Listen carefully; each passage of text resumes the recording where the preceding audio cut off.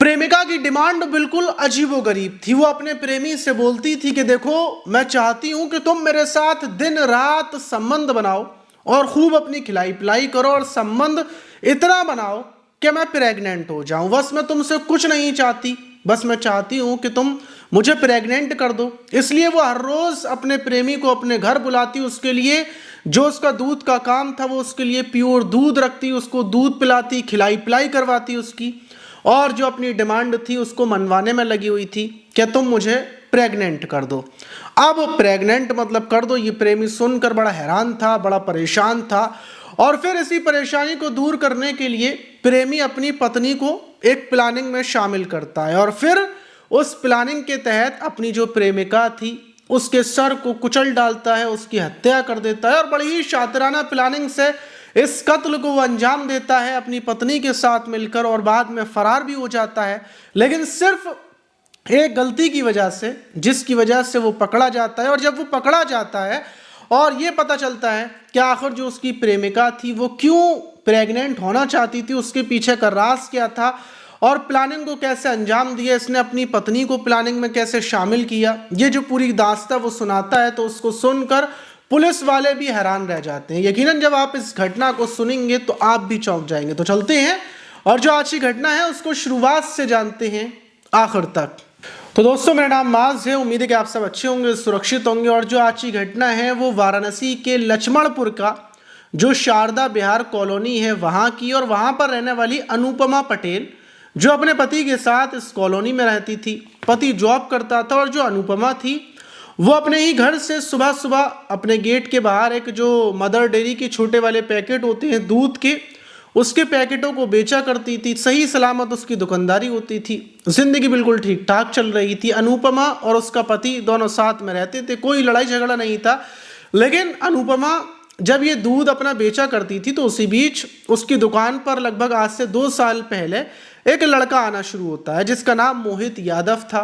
वो लड़का उसकी दुकान पर आया करता था, दूध खरीदा करता था, थोड़ी देर बैठकर बातचीत करता था, और ऐसे ही कर कर अनुपमा की करीबियां मोहित से हो जाती हैं। अब मोहित के साथ जब करीबियां होती हैं तो अनुपमा को भी बड़ा अच्छा लगता है, मोहित भी बड़ा ज़्यादा खुश, और इस करीबियों में ही दोनों के प्रेम संबंध बन जाते हैं। प्रेम संबंध बनने के बाद अब मोहित अनुपमा के साथ संबंध बनाता। उसके घर पर पति तो होता नहीं था क्योंकि पति पूरे दिन नौकरी पर रहता था, अनुपमा अकेली। और ये जो मोहित यादव था इसकी कोई शादी वादी नहीं हुई थी, ये मतलब जवान लड़का और अनुपमा को मिला। अनुपमा की जिंदगी बड़ी मस्त चल रही थी। लेकिन इसी बीच जो मोहित था उसकी 8 महीने पहले शादी हो जाती है, और जो शादी होती है वो अंजलि चौहान से होती है। और शादी के बाद अब मोहित अपनी पत्नी में लग जाता है। अब वो अनुपमा से थोड़ी दूरी बना लेता है, थोड़ा दूर दूर रहने लगता है। लेकिन जो ये अनुपमा थी ये मोहित से बराबर मिलना बरकरार रखती है। ये मोहित से बोला करती थी कि तुम मुझसे मिलते थे लेकिन अब तुम्हारी शादी हो चुकी है, तुमने अपना प्यार कम कर दिया है।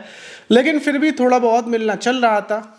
लेकिन अब आकर अनुपमा क्योंकि शादीशुदा थी, लेकिन अभी तक इसकी शादी को 4-3 साल हो चुके थे, लेकिन अभी तक इसके पास कोई औलाद नहीं थी, बे औलाद थी, और इस वजह से ये बड़ी परेशान रहती थी। और कुछ ही महीनों पहले इसके दिमाग में एक आइडिया आता है। आइडिया ये आता है कि इसका जो पति है वो कमज़ोर है, उसकी कमज़ोरी की वजह से वो प्रेग्नेंट नहीं हो पाती थी। और जो ये उसका प्रेमी मोहित है ये उससे मिलता है, लेकिन वो बड़ी सेफ्टी के साथ मिलता है। पता नहीं कौन कौन सी चीज़ें इस्तेमाल करता है जिससे वो प्रेग्नेंट आज तक नहीं हुई, क्योंकि जो प्रोटेक्शन आता है उसका यूज़ कर कर मोहित हमेशा अनुपमा से मिलता था, इसलिए वो कभी प्रेग्नेंट नहीं हुई। लेकिन अब आकर वो मोहित से बोलती है कि देखो, मैं तुमसे मिलूंगी और तुम्हें मुझसे मिलना पड़ेगा, लेकिन शर्त मेरी ये है कि तुम कोई प्रोटेक्शन नहीं लगाओगे। मैं चाहती हूँ कि मैं प्रेग्नेंट हो जाऊँ, मुझे सिर्फ एक बच्चा चाहिए। मेरा पति तो मुझे बच्चा नहीं दे पाया, लेकिन मैं चाहती हूँ कि मैं तुमसे प्रेग्नेंट हूँ और तुम्हारे बच्चे को पालूँ। बच्चा तुम्हारा हो या किसी का भी हो, बस मुझे बच्चा चाहिए। मैं बड़ी ज़िंदगी से तंग आ चुकी हूँ, अकेली ज़िंदगी गुजारते गुजारते थक चुकी हूँ, प्लीज़ मुझे एक बच्चा दे दो। अब ये पहले प्यार से वो बोलती है मोहित से। मोहित ये सुनता है तो मोहित बोलता है कि मैं ऐसे कैसे अपनी औलाद तुम्हें दे दूँ, मेरी औलाद तुम्हारे पास रहेगी तो जाहिर सी बात है मुझे तुम्हारे साथ ज़िंदगी भर रहना ही पड़ेगा। मेरी औलाद को तुम पता नहीं कैसी परवरिश दोगी। तो बोलती है कि तुम मेरे साथ रहना चाहे मत रहना, लेकिन मैं परवरिश बहुत अच्छी दूंगी। बस मुझे प्रेग्नेंट कर दो। लेकिन मोहित इनकार कर देता है और इनकार करने के बाद फिर अनुपमा दूसरा रूप अपनाती है। वो बोलती है कि अगर तुम मेरे साथ संबंध नहीं बनाओगे, तो मुझे प्रेग्नेंट नहीं करोगे, तो मैं पुलिस में चली जाऊंगी और मैं ये आरोप लगाऊंगी कि तुमने मुझे शादी का झांसा देकर तुमने मेरे साथ अवैध संबंध बनाए, लेकिन तुमने मुझसे शादी नहीं की, दूसरी लड़की से शादी कर ली। मैं तुम्हारी पत्नी को फ़ोन कर कर पूरी बात बता दूंगी, तुम्हारे साथ की मेरे फोटो हैं, वीडियो हैं, मैं उनको वायरल कर दूंगी। अब जब अनुपमा ये धमकी देती है तो मोहित डर जाता है और डरने के बाद वो अनुपमा से संबंध बनाने के लिए तैयार हो जाता है। एक दो बार वो अनुपमा से संबंध बनाता है, लेकिन अनुपमा प्रेग्नेंट नहीं होती और फिर दोबारा से अनुपमा उसके ऊपर दबाव बनाती है। अनुपमा उसकी खिलाई पिलाई शुरू कर देती है। जब वो उसको दोपहर में बुलाया करती थी तो कभी दूध, कभी मक्खन, सारी ताकत की चीज़ें वो उसको खिलाती थी कि जल्द से जल्द वो प्रेग्नेंट हो जाए। मोहित बड़ा टेंशन में था। मोहित चाहता नहीं था कि वो मतलब प्रेग्नेंट हो अनुपमा, वो भी उससे।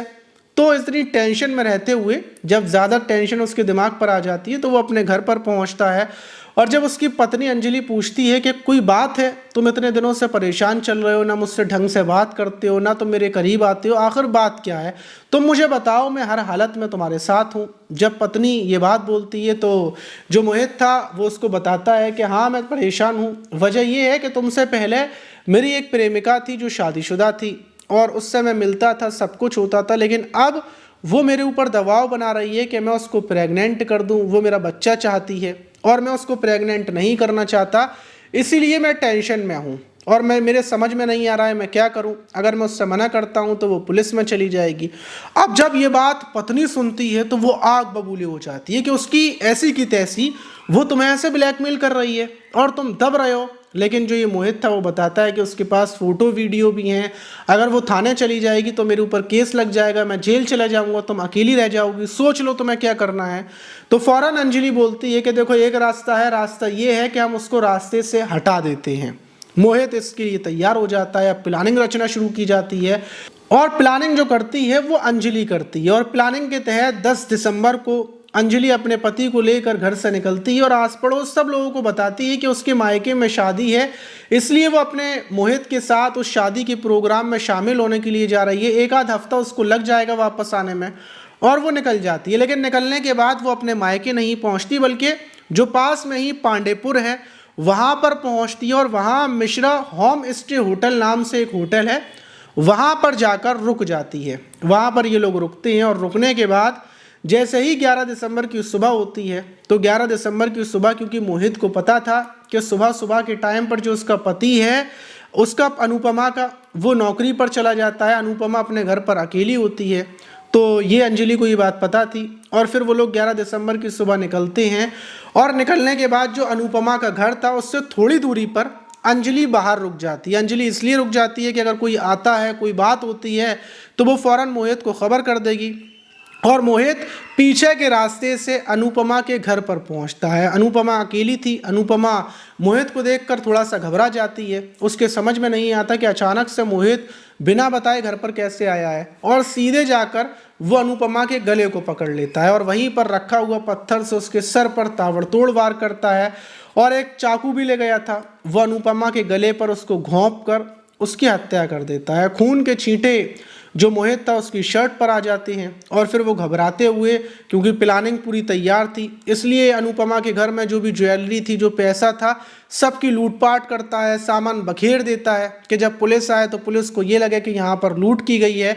और फिर उसके बाद लूट कर वो बाहर आता है। जैसे ही बाहर आता है उसकी शर्ट पर खून के निशान थे। अंजलि देखकर अपनी चादर उतारती है और अपने पति को उस चादर से पूरा ढक देती है। फिर उसके बाद ये लोग ऑटो करते हैं और ऑटो से सीधे जो मिश्रा होम स्टे होटल है वहाँ पर पहुँचते हैं। इनके पास जो कैश और इन्होंने जो जेवर लूटा था उसको एक जगह रखते हैं। दूसरी तरफ जब शाम के टाइम जो ये अनुपमा का पति आता है और वो घर पर देखता है कि उसकी पत्नी की डेड बॉडी पड़ी हुई है तो वो फ़ौरन पुलिस को फ़ोन करता है। पुलिस आती है और पुलिस आने के बाद ही रात के टाइम ही जो सीसीटीवी कैमरास थे उनको चेक करती है। चेक करने के बाद देखती है यहाँ पर कौन आया था और जो मोहित आया था वो सीसीटीवी में रिकॉर्ड हो गया था पत्नी के साथ आते हुए। फ़ौरन उसकी वीडियो को मतलब वहाँ के लोगों को दिखाया जाता है। वो लोग शिनाख्त करते हैं ये तो मोहित यादव है। फ़ौरन पुलिस उसके नंबर को ट्रेस करती है, पता करती है कि वो मिश्रा होम स्टे होटल में रुका हुआ है और वहाँ से निकल कर सीधा वो शिवपुर स्टेशन पर पहुंचा है।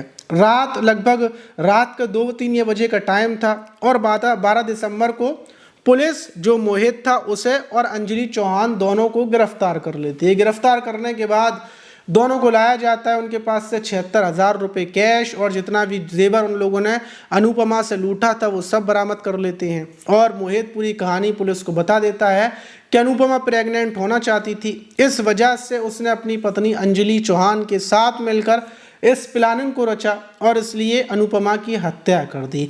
अब अनुपमा जो अपने प्रेमी की मोहित की आंखों में प्यार देखती थी, उसने सोचा था कि वो बच्चे को ले लेगी, लेकिन वो इसमें सफल नहीं हो पाई और मोहित ने उसको दर्दनाक तरीके से मौत के घाट उतार दिया। ये घटना सुनने के बाद मुझे बड़ी अजीब लगी कि भला ऐसा भी हो सकता है। आप इस घटना पर क्या बोलना चाहिए कमेंट बॉक्स में ज़रूर बताइएगा। मिलते हैं किसी और वीडियो में, जब तक के लिए अपना ख्याल रखें, सुरक्षित रहें, सावधान रहें।